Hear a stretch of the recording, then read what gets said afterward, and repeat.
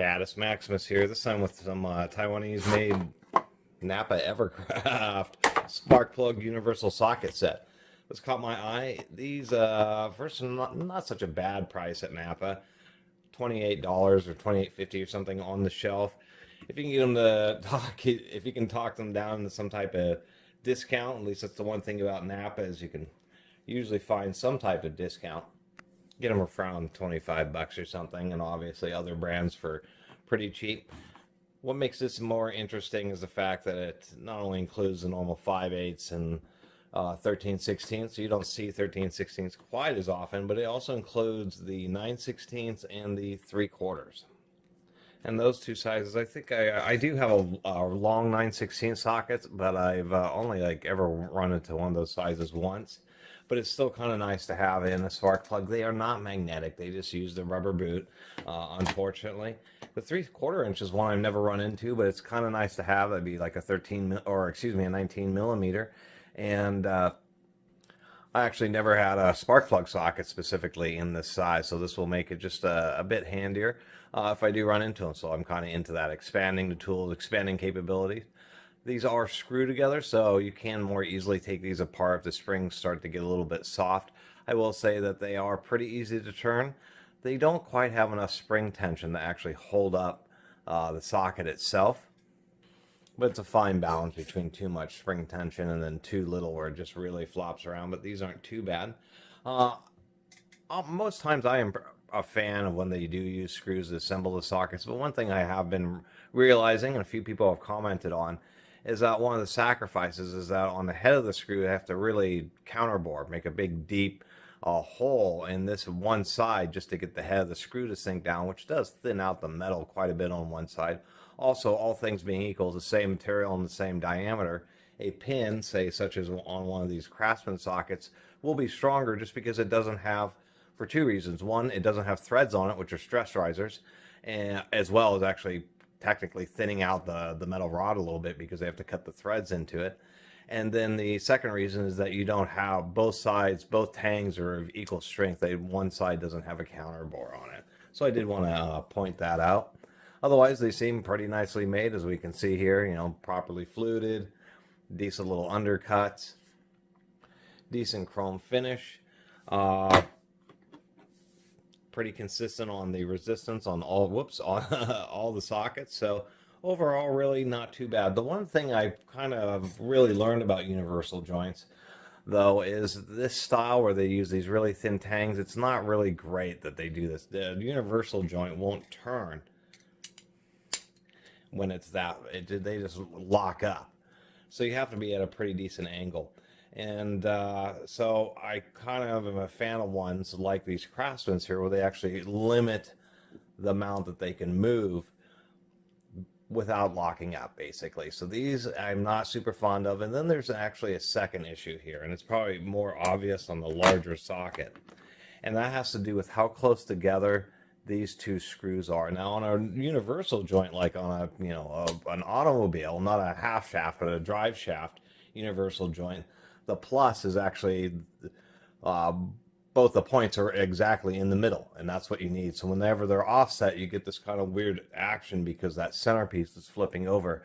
And surprisingly enough, very small differences of how far apart these two screws are make a big difference in how well these style of universal joints. And you can see the issue here is if I'm at a pretty steep angle, it really binds up or starts to bind until it can, you're kind of turning on this screw to get the centerpiece to swing over, and it just kind of causes this weird, rising action. Might be easier this way.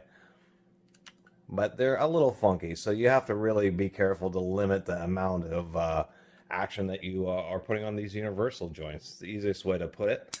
And I think this little NAPA set, I like the idea that they do have these little cases. A lot of times I don't save them, but I know for a lot of people these are just a nice way, the cases are a nice way to keep everything just kind of organized. You know, you just need a little black case and it'll have the 4 sizes of spark plug sockets. So I think that's kind of cool that they have that set. It's something I haven't seen at the auto shops. But to finish up my conversation about the joints here is on these Craftsmans, we can see that the pivot rods are just a bit closer together on that center linkage than they are here on the NAPA EverCraft and pretty much most universal joints. So the Craftsman, they're closer together, and then they have these pyramid or kind of rounded lugs on them. So those lugs are going to be pretty strong because they're just have more cross section in them than you would right here. You don't have the undercuts because of the screw head. You don't have screw threads to really get loose. But one of the interesting things about these Craftsmans is that they really do run quite a bit smoother even when you're at the very extents. I can still pretty easily turn this even though I'm at a pretty darn steep angle. And it's surprising how much better this small change makes with the pins being closer together. The second thing is how broad these are. When you are putting torque at an extreme angle, what ends up happening is that this lug physically is now hitting against this lug, and so you're no longer really interacting with, for a short period of rotation, you're not entirely relying on that center square piece.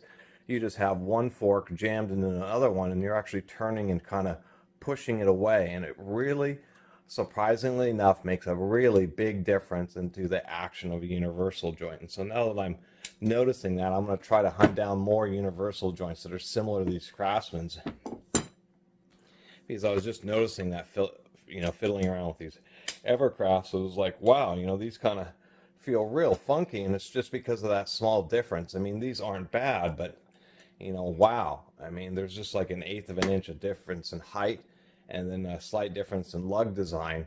And Craftsman in this case actually really did improve. I mean, these universals will work okay, but once again, they're not quite as smooth. And I would think with this set, the only other spark plug sockets you may need might be the couple real oddballs, which I've never run into. Actually, I have. I've run into this one, which is the 14mm ultra thin wall.